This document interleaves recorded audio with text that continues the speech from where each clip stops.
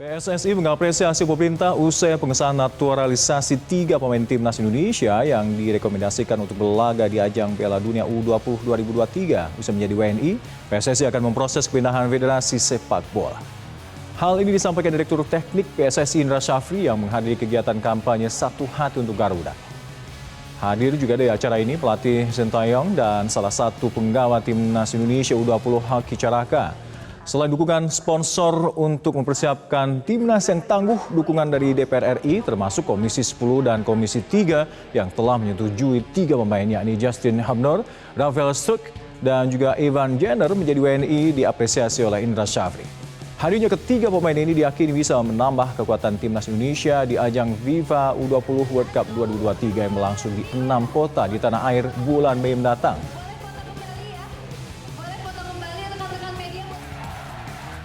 Panjang, jangka menengah dan jangka pendek. Ya, yang jelas kita PSSI memproses perpindahan keluarga negara.